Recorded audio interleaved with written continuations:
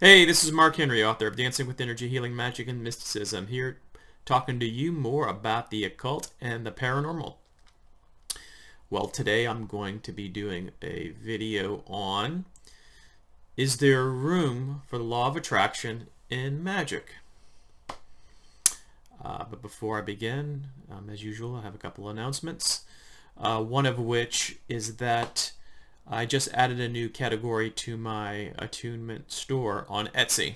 So in addition to a number of spirits, gods, goddesses that you can receive an attunement from to level up your magic and improve your life, I've also added stones. So I've recently added amethyst. So if you want an attunement to amethyst where you're channeling that energy, it's pretty remarkable type of thing to feel. And you want more wisdom, improve your psychic abilities, to have a more inner calm, then that energy would be what you would be seeking out. I also have one for rose quartz, which was the first one that I did recently. And so if you want to improve self-love, to project a more loving energy, to maybe transform your relationships, at least on your end, then that would be something to seek out. It's interesting that if you are sensitive to energy, holding the crystal, and now there's no crystal present where you are the crystal. So check that out. I'll put a link in the description. So on to today's topic. Is there room for the law of attraction in modern day magic? So what I'm going to do, how I'm going to approach this is because I'm very much aware that there are all different types of magic and different views by practitioners. And likewise, with the law of attraction, usually symbolized as LOA for brevity, that it's the same way. There are some slight variations and styles of approaching. So I'm going to be talking about general principles of each. So I'm going to be kind of painting this with kind of broad strokes. So please don't message me and saying, well, author A doesn't agree with that. Well, I have to be able to talk about these topics without it being 5 hours long. So let's get started. So the law of attraction, in case you aren't aware, basically says that whatever we embody as far as our thoughts and even more specifically our feelings, we tend to get back from the universe or God or source or however the individual author refers to it. So one principle would be for law of attraction is that you focus on what you want rather than what you don't want. So if you are wanting to attract more prosperity and abundance, then that is going to be something that you're going to have in the forefront of your mind, and you're going to not be thinking about debt, poverty, being stuck, losing your house, all those types of things. All that, the latter, they say, is going to cut you off from the abundance of the universe and the energy and manifestation that a more prosperous consciousness could provide. And that's going to be a kind of a common thread through a lot of them. Just off the top of my head, I'd say Esther Hicks, who is the one who is channeling the Abraham material, and also Richard Dotz, who has several books on this type of thing. But there are others too. All right. The next one would be, imagine your goal already completed.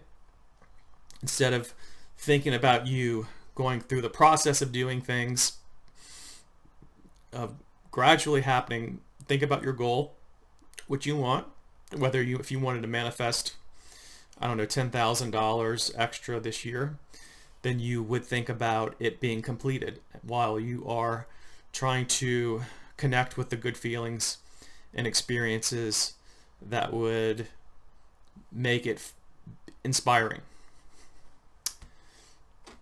So if the theory that some authors say is that if you are just thinking about the process, then you're going to just manifest a process rather than what it is that the end of what you really want. So you're telling the universe that this has already happened, we're just waiting for things to get set up and aligned. The third, creative visualization.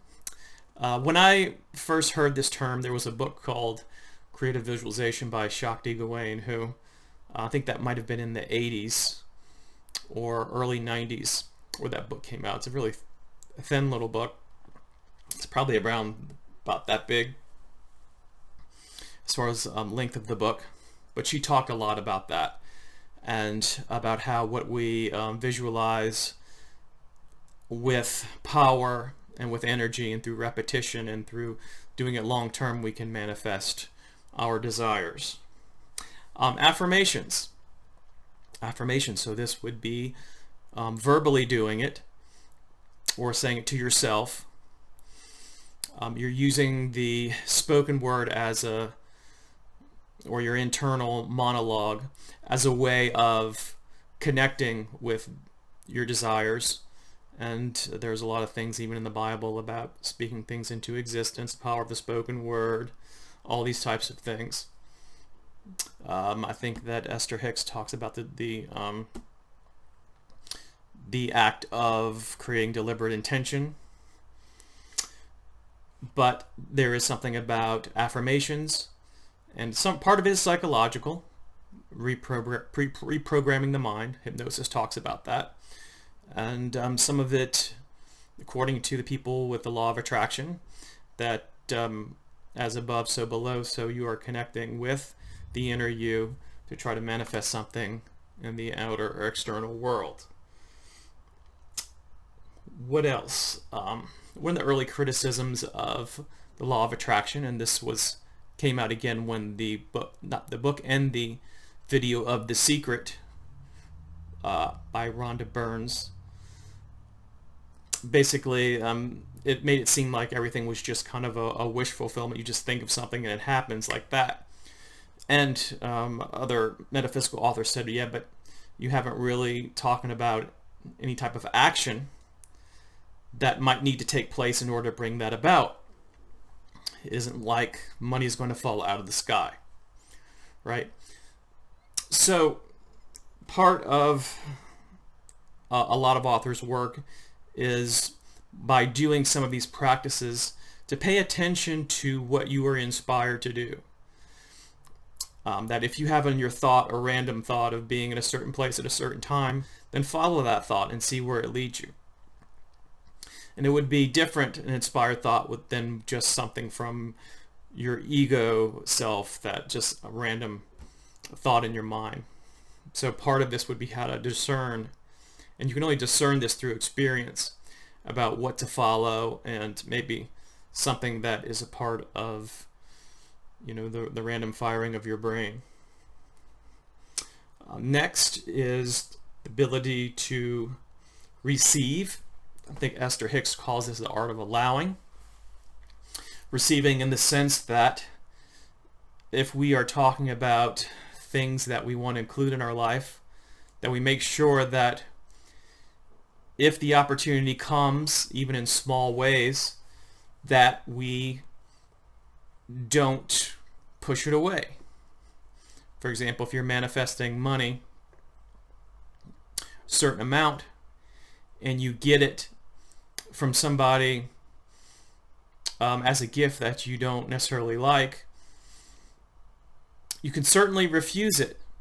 But if this is part of the outcome of what you did, according to the law of attraction, then you should possibly accept it and see where it goes. Otherwise, you are sending the message to the universe that you are really not of the mindset to fully receive or accept what it has to offer. Next, gratitude. And this is actually something that bears out in the psychological research, that when we are feeling down, somewhat depressed, anxious, that developing a practice of gratitude, keeping a gratitude journal, being grateful for what you have, looking at what it is and sorting for the treasures in your life, that this makes a difference in your mood. It makes a difference here in the law of attraction, that if you cannot be grateful for what you have, for the material self, because we're using the context of money, if you can't be grateful for the wealth that you already have, however amount that is, or for your house or your car or your possessions, then how can you be willing to accept or receive more than that? Because there might be something where you don't feel like you deserve it, and you may be sending the message again that you're not capable of this because you can't feel happy or get joy from what you do have. So gratitude is part of that. So let's talk a little bit about magic and some of those principles. Well, if you've studied the basics, one of the first things that you learn is not to lust after results. There is something in once you do your magic, that you have to, in a sense, let it go and let what happens next happens. Lusting after results indicates, on a subconscious level, a bit of doubt, a bit of scarcity mentality, and that is something that could possibly undermine, at worst, undermine your efforts. At best, you might discount whatever positive stuff comes from the outcome of your magic, or not see it. So that is definitely something to think about. The next thing is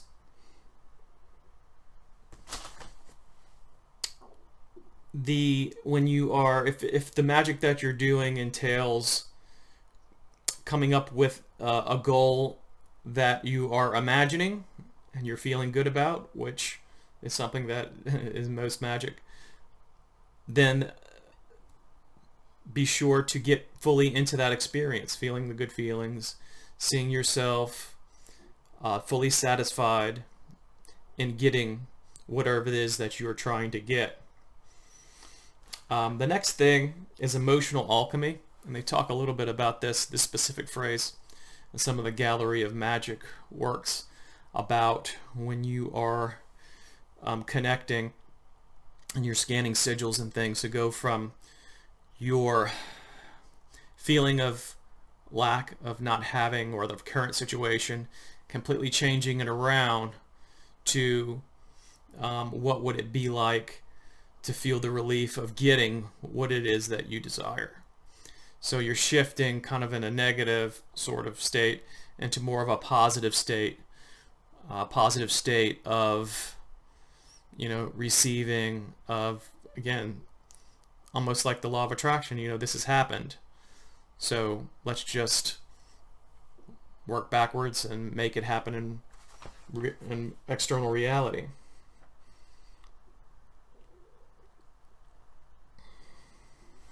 The other thing is to, and I mentioned this in a little bit different way, don't think about it. Once that you are doing your magic and it's all done, then don't think about it. Give yourself a break. Disconnect from it in that sense. Next, the whole idea of to know, to dare, to will, to keep silent. So silence of mind, in a sense, where you're trying to not think about it, but then there is the silence of speech, that you don't want to tell people that you are doing magic for a certain purpose, because it is said that other people's intentions and the way they connect with you and all these types of things can interfere with it in a sense. Could be externally, if they know about it, they have some type of resentment or something against you or whatever. It's better to kind of keep silent about it.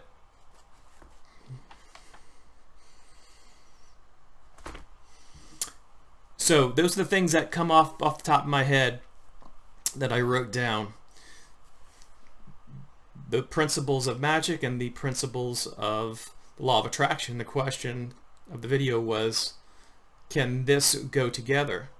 I think the law of attraction stuff, it's coming from a different place. Magic isn't always necessarily coming from source, God, all these other types of things. Magic can be completely non-theological in that sense. So that part may be a little bit different. But it seems like that from the principles that I've mentioned that some of them are similar. Such as, you know, trying to work towards it and then kind of letting it go. Following inspired thought. That is something that occurs in magic too. That we can't just do magic and then all of a sudden stay in our house all the time. We need to be in the way of reality, external reality, so that things can happen, or that we need to be in a position to follow our thoughts so that we might apply for that job or get the inspiration to do that certain thing that allows for the magic to take root in our physical reality. So, if you want my honest opinion, I think that there is a little bit of room for both. Not everybody agrees with that. Some magicians believe that law of attraction is just a little too new agey, a little too pie in the sky type of thing. But as I've outlined it, you can see that while there are some differences, there are also some similarities too. So, that is it for today's video. I hope that you subscribe and like. I'll put a link to the description to the Etsy store in case you want to check out those attunements. I also have a Patreon if you want additional videos, additional content from this channel, or if you just want to support this channel and its content. I'll put a link to that in the description too. So I will talk to you later. Have a good rest of the weekend.